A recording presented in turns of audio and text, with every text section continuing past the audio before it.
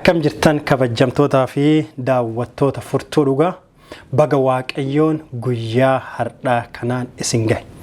Guyyaan har'aa Sanbata bara 2025 Sanbata isa duraati.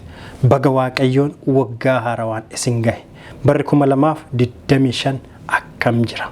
Waaqayyo bara 2024 keessa nu ceesisee waggaa haaraa, karoora haaraa, abjuu haaraa Hiree Haarawa nuuf kenneera. Baga Waaqayyoon guyyaa kanaan isin gahe jechuu jaaladha. Waggaan haarofti kun waggaa wanti kenna kana haarawatti jalqabu, waggaa kan bara darbe nu jalaa dhaabbate, kan itti nu jalaa hidhame, itti nuuf banamu, bara Waaqayyo boojuu kenna ittiin deebisu nuuf haa godhu. Waaqayyo bara keessan bara gaarii, bara badhaadhinnaa isiniif haa godhu. Kitaaba Isaayyaasii boqonnaa 43 lakkoofsa 19 irra ka jiru waliin dubbifannee ilaalla. Osoo garas badhinnatti hin deemne Waaqa kenna kadhannee sagantaa kenna ka guyyaa har'aa badhinnaan itti deemneetiin jenna. Haa kadhannu. Yaa Waaqa mana samii jirtu, Abbaa ardib samii uumte, Waaqa ji'a uumte, Waaqa waggaa uumte. Gooftaa kiyya waggaa haarawaa kana keessatti deebinee akka maqaa kan kee dhoofu waggaa haarawatti hiree haarawa, eebjuu haarawa, mul'ata haarawa, guddina haarawa, jireenya haarawa waan nu kenniteef maqaan kan kee ulfaate haa ta'u. Bara kana keessatti barri nurratti jijjiirame nu amma osoo hin jijjiiramne ka hafnu osoo hin taane akkuma barri jijjiirame nus akka jijjiiramuu dandeenyu, jireenya keenyatti tarkaanfii tokko gara kan kee akka deemuu dandeenyu, tarkaanfii tokko akka si dhiyaachuu dandeenyu, waa hundumaa bara itti caalchine si filachuu dandeenyu ati nu godhe. Maqaa Gooftaa Kiristoostiin Ameen. Egaa kabajamtoota daawwattoota keenya akkuma qara isiniin jedhe Isaayyaasii boqonnaa 43 lakkoofsa 19 irratti akkas jedha. Kunoo ani wanta haarawaa nan godhaa jedha. Waaqayyo bara haarawaa keessatti waan haarawaa isiniif haa godhu. Waaqayyo Waaqa waan haarawaa tolchu. Waaqayyo Waaqa waan haarawaa godhu. Innis akkas jedha Isaayyaasii boqonnaa 43 lakkoofsa 19. Kunoo ani wanta haarawaa nan godhaa jedha. Inni ammayyuu as ba'utti jira, isin hin argitanii jedha. Gaafii gaafata. Ani lafa onaa keessatti karaa nan baasa. Waaqayyo lafa onaa keessatti karaa nan baasa jedha. Waaqayyo lafa duwwaa keessaa bishaanota nan yaasaa jedha. Maqaan Waaqayyo koo ulfaate haa ta'u. Waaqayyo ani ona keessaa karaa nan baasa jedha. Karaa hin mul'anne, lafa duwwaa, lafa qoree, lafa abdii hin qabne, iddoo eenyullee keessa ba'uu hin dandeenye, iddoo eenyullee irraa abdii hin godhanne keessatti Waaqayyo maal jedha? Anin karaa baasaa jedha. Maqaan Waaqayyo koo ulfaate haa ta'u. Waaqayyo bara kana keessatti iddoo hin mul'anne, waan dukkanaa keessatti, lafa dukkanaa keessatti karaa isiniif baasuuf jira. Lafa gogaa keessani, lafa bonaa keessani, biyya bonaa keessani bishaan osoo hin taane Waaqayyo bishaanota lafa gogaa keessaa isiniif baasa jedha. Waaqayyo Waaqa waan duwwaa keessaa barakata guutuu baasu. Kanaaf Isaayyaasiin irratti ani lafa gogaa keessaa bishaan osoo hin taane, tokko osoo hin taane, lama osoo hin taane burqoota nan yaasa jedha, nan dhangalaasa jedha. Waaqayyo waan Waaqa haaraa gochuu danda'u, Waaqa waan haaraa mul'isuu danda'u, Waaqa jireenya namaa jijjiiruu danda'u, Waaqa tolchee irra deebi'ee nama ijaaruu danda'u. Kanaaf ani wanta haaraa isiniif godha jedha. Bara 2024tti duubatti dhiibnee bara 2025 hinnaa fulduratti deemneetiin jennu Waaqayyo akka waan haaraa gochuu danda'u beeka. Isaas amanataa bara keenya akka haarawaatitti jala haa qabnu. Waaqayyo waan haarawaa godha. Waaqayyo waan dinqii godha. Dinqii godhu Waaqayyo, waan haarawaa godhu Waaqayyo. Beekaatiin bara 2025 akka jalqabnu obboleewwan kiyya waamicha isiniif godha. Barri haarofti hiree haarawa. Waggaan haarofti anaaf isiniif Waaqayyo dabalee hiree haarawa nuuf kennaara. Kanaaf hiree haaraa Waaqayyo nuu kenne amanamummaan Waaqayyoon akka shaakallu, amanamummaa Waaqayyo shaakalaa isa wajjin akka fulduratti deebinu, gara Waaqayyo akka edaanee tarkaanfannuuf Waaqayyo dabalee hiree nuuf kenneetiin jedha. ka isarraa fuula garagalfanneet hin jenne ka waaqayyoon irraa duubatti deebineet hin jenne waaqatti akka deebinuufi bara keenya akka jijjiirannuufi ati kabadde deebii jedhee waaqayyo hiree biraa nuuf kenneet hin jedha. bara 2024 keessatti obboleewwan uf biraa dhabne firoonni uf biraa dhabne abbaaf haati uf biraa dhabne baay'een isaanii hin jiran waaqayyo garuu anaaf isin jiraattota godhee hiree addaa nuuf kennee bara kanas deebisee nu agarsiiseera. kanaaf maqaa waaqayyoo ka ulfaate haa ta'u. wanti hamaan maali? hiree waaqayyo nuuf kenne kanatti fayyadamuu yoo dhabne. kanaaf yaa saba waaqayyo, yaa obboleewwan kee, yaa obboleettii tiyya, waaqayyo wanti guyyaa har'aa sii kenneefi akka ittiin baldituuf akka gattuuf osoo hin taane hiree addaati waaqayyo ka anaaf isiniif kenneetiin jedhe. kanaaf bara kana keessatti tokkoffaa bara amantii keenya jabeeffannu nuuf haa ta'u. bara kamiinuu caala waggaa darbe caalitti bara amantii keenya jabeeffanneetiin gara fulduraa itti deemnu nuuf haa ta'u. fakkeenya boqonnaa 3 lakkoofsa 5 haga 6tti garaa kee guutuun waaqayyoon amanadhu jedha. onnee kee guutumaan waaqayyoon amanadhu jedha. hubannaa ofii keetitti hin irkatin jedha. waaqayyo natti irkadhu jedhee anaaf isiniif waamicha godhaara. ofii keessanitti hin irkatina, beekumsa keessanitti hin irkatina, beekumsa fira keessanitti hin irkatina, qabeenya keessanitti hin irkatina. irkoon dhugaa ennunni irkoon dhugaa ana. kanaafi anatti irkadhaa jedhaara, ana amanadhaa jedhaara. karaa kee hundumatti isa yaadi innis daandii kee siif qajeelchaa jedha. maqaa waaqayyoo ka ulfaate haa ta'u. waaqayyo yoo ana amanattan, yoo anatti irkattan daandii keessan hundumaayyuu isiniif qajeelcha jedha. yaa saba waaqayyo, waaqaan daandii keessan yoo jala qabdan waaqayyo daandii keessan isiniif qajeelcha. akkuma qara kitaaba Isaayyaas irratti ilaalle lafa gogaa keessan karaa hin jirre sani waaqayyo karaa isinii godhee lafa onaa keessa bishaanota isinii baasee isin gaggeessa. kanaaf maal jedhaara? ana amanadhaa jedhaara. amanuun maali? hinnaa waaqa amananneeti hin jennu maalirra dhaabanneeti, maal qabanneeti, maal harkatti qabanneeti kan waaqa amanuu dandeenyu. kitaaba Ibrootaa boqonnaa 11 lakkoofsa 1 irraa akkas jedha. atinis waan abdattan, amantiin waan abdattani dhugumatti in ta'a jedhanii amanuu fudhachuudha jedha.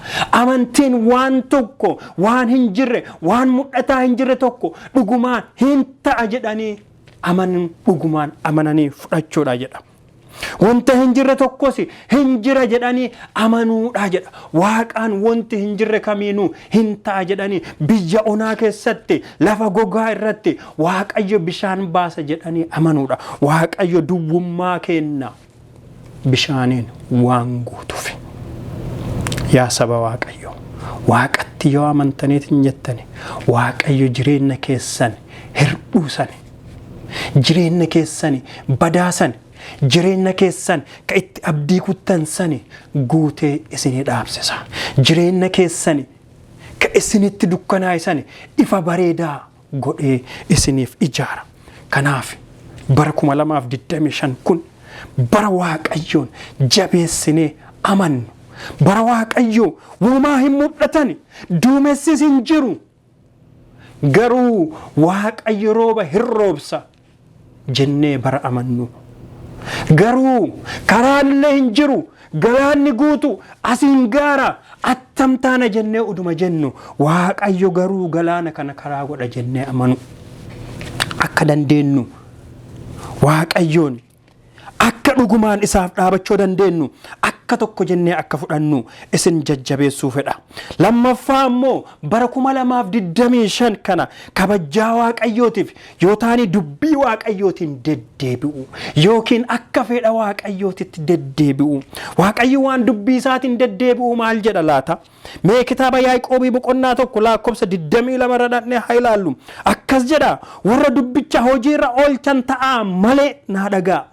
warra dubbicha hojiirra oolchan ta'aa malee warra dhugumaan dhagaanii duwwaadhaan of gowwoomsan hin ta'inaa jedha maqaa waaqayyoo ko ulfaataa ta'u lakkas jedha warra dubbicha hojiirra oolchan ta'a malee warra dhaga'uu duwwaadhaan of gowwoomsan hin ta'inaa jedha waan dhageettani waan hubattani hojii irra oolchaa malee dhageettaniituma warra dhaga'uu bichaan harka dha'u warra dhaga'uu bichaan ilil jedhu warra dhaga'uu bichaan uttaalu ta'a of hin gowwoomsinaa jedha waaqayyo dubbicha dhagaati sagalee warra hojiirra oolchan ta'a gowwoota hin ta'inaa jedha waaqayyo bara dubbii waaqayyootiin akka sagalee isaatitti deddeebinu nuuf haa ta'u bara akkuma cal jennee gowwummaatitti deddeebinu osoo hin taane hubannaa sagalee isaatiin hubannee bara darbinu nuuf haa ta'u akka sadaffaatitti immoo barri kun bara maraanuu guddan bara waa maraanuu guddan nuuf haa ta'u yaa saba waaqayyoon wajjin yoo jiraattani karaa hundumaanuu guddattan karaa qabeenyaatiin karaa manaatiin karaa namaatiin karaa firaatiin waanuma hundumaanuu bara guddannu nuuf haa ta'u isiniif haa ta'u bara darbe irratti kan si jalaa hafe bara haaroo kanatti eebjuun haarofti biizinesiin haarofti maatiin haarofti siif haa ta'u waaqayyo bara kana dabarsee siif kenneera waaqayyo akkas jedha Filiphisiyoosii boqonnaa 3:14 obboloota koo an akka nama harka isa keessaa isa galfatetti osoo hin laakka'u haa ta'u iyyuu malee waan tokko nan godha jedha yeroo Phaawulos dubbatu wanta na booddetti hafe yaaduu dhiiseetiin wanta na dura jirutti nan hiixadhaa jedha Phaawulos barri 2024 darbeera waa baay'ee qabatee darbeera waan darbe san dhiifneetiin waan fuulduraatiif hiixachuu qabna Phaawulos akkas jedha isa na booddetti hafe dhiise isa darbe dhiise waan fuuldura koo jiruuf nan hiixadhaa jedha yaa saba waaqayyo jijjiiramni ka dhufu guddinni ka dhufu waan isa darbe san dhiifne yoo fuulduratti hiixanne yoo fuulduratti tarkaaffanne jireenyi namaa kan jijjiiramu isaaf Phaawulos illee an isa darbe dhiiseetini yeroo dubbatu isa darbe dhiiseetini isa dura jiruuf nan hiixadhaa jedha obboloota koo jibbaa darbe hama darbe wal qoqqooddii darbe wal ajjeechaa darbe diinummaa darbe wallaalummaa darbe itti dhiifne bara darbe keessatti dhiifne bara dhufu keessatti jaalala tokkummaa guddin ce'umsa qabanneetiin gara fuulduraatti deebi'uu qabna qoqqooddiin hin fayyadu jibbaan hin fayyadu hamti hin fayyadu kunniin hundumtinuu waan hafee waan darbe kanaaf Phaawulos illee waan darbe duubatti dhiiseetiin bara darbe duubatti dhiiseetiin akka yaadannoo godhee kanaafeef kan fuulduraatiif nan hiixadhaa jedha yaa saba waaqayyo barri 2025 kuni bara kan darbe osoo hin taane kan dhufuuf hiixattan isiniif haa ta'u akkuma Phaawulos jedhe gurra fuulduratti deemu kana gochuuf immoo jibbaa keessaa qoqqooddii keessaa hama keessaa yoo baaneetiin jenne fuulduratti kan deemuu dandeenyu waan nu hin fayyenne hundumaa duubatti dhiifneetiin ulfinna waaqayyootiif fuulduratti tarkaaffachuutu nurraa eegama bara 2025 kana keessatti amanaa waaqayyo waan guddaa siif godha amani waaqayyo waan guddaa siif qaba waaqayyo karoora guddaa siif qaba waaqayyo waan si yaadeeru guddaa qaba ati garuu amanuu qabda ati garuu waaqa wajjin tarkaanfachuu qabda ati garuu ka waaqa irraa duubatti deebiteetu waaqatti deebi'uu qabda ati garuu ka waaqa irraanfatteetu waaqa kee qaabachuu qabda waaqayyo maal jedhaara anini waan harkaa siif qabu qaba jedha anini waan si yaade qaba jedha waaqayyo anaaf isiniif waan yaade qaba maqaan isaa ulfaatee haa ta'u Ermiyaasii boqonnaa 29:11 irratti yaadaan isiniif yaade anuma duwwatu beekaa jedha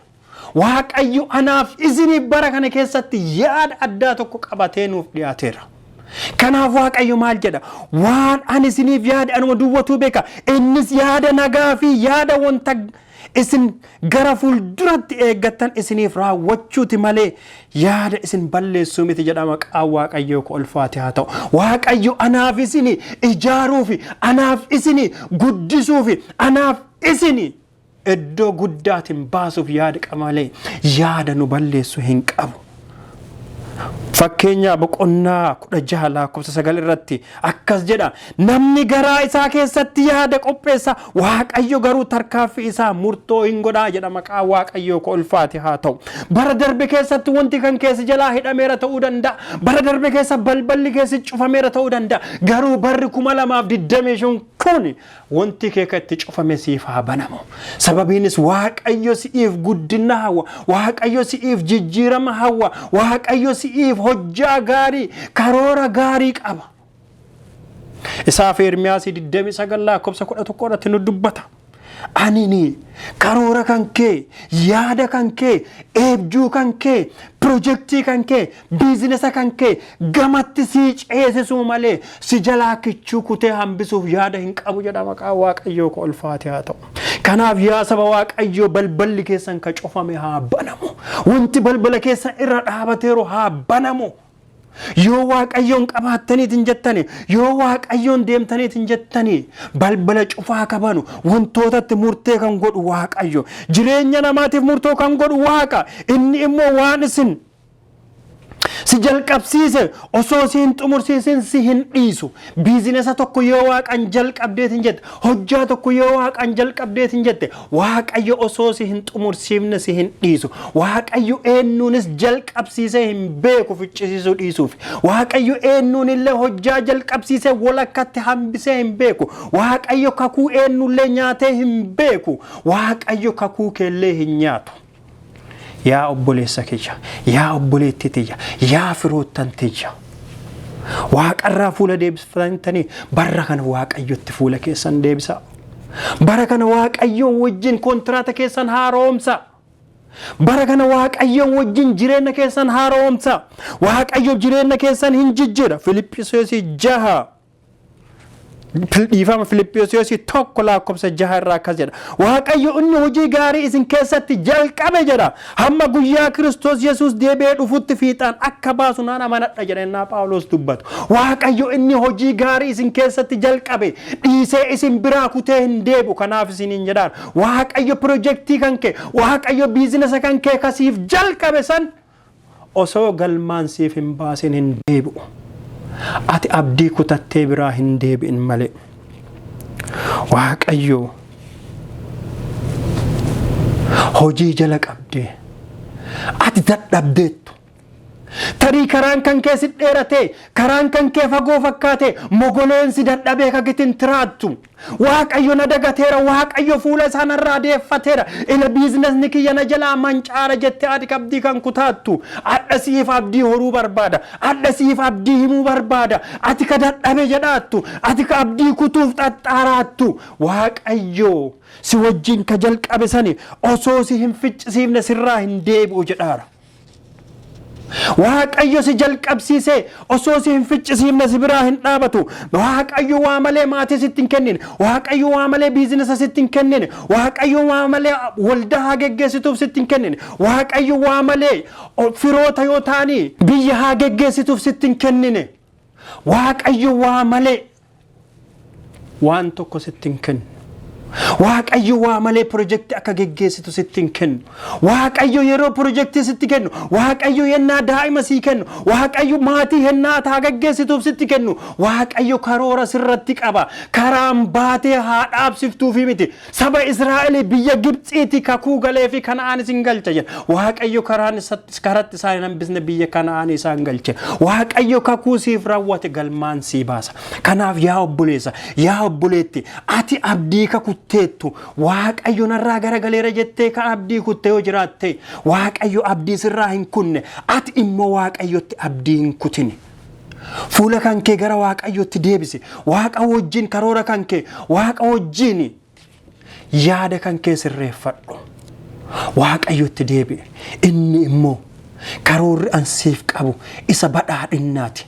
Ka ansiif qabu isa guddinnaati. Siin jedhaara. Yaa saba Waaqayyo barri 2025 kunin bara waaqayyotti deebinee waaqayyotti fuula keenya deeffannee waaqayyoon wajjin deemnu akka nu ta'u kadhannaa keenya.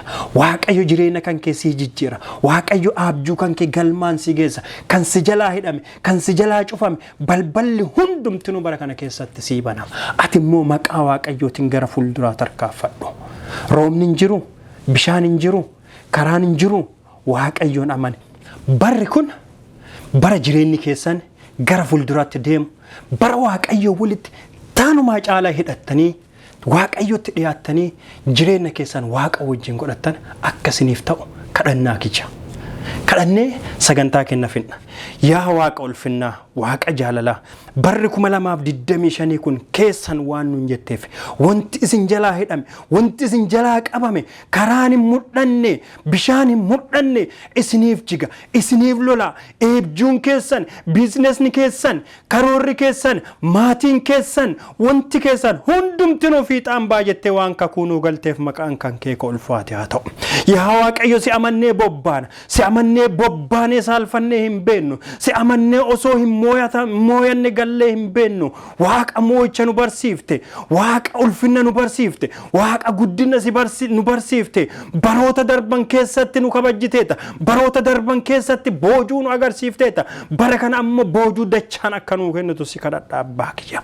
Warroota boojuun isaanii jalaa deebe, warroota karaan isaanii jalaa cufame, warroota murtoon isaanii jalaa jal'ate maqaa gooftaa Yesuus Kiristoostiin karaa isaanii qajeelchuun, murtoo isaanii qajeelchuun, ati biizinesa isaanii irratti abbaa ta'uun, ati karaa isaanii irratti abbaa ta'uun, ati yaa waaqayyo keessa biizinesa isaanii, keessa murtoo isaanii, keessa rakkoo isaanii seentee isaanii qajeelchuun fedha kee haa ta'u. Nagaan nu eddee asin nu geette ati ulfaadhu. Hennaa hafaa kan kenna si kennineerra. Bara 2025 kana ati booji yaa waaqayyo si kennineerra. Nu ammoo siin akka deddeebi'uu dandeenyu, karaa ati nuu xaradde irra akka deebi'uu dandeenyu, bishaan ati nuu roobsite akka dhuguu dandeenyu, muka ati nuu dhaabde jala akka gaaddisa godhachuu dandeenyu ati nu gargaari maqaa gooftaa Yesuus Kiristoostiin. Ameen.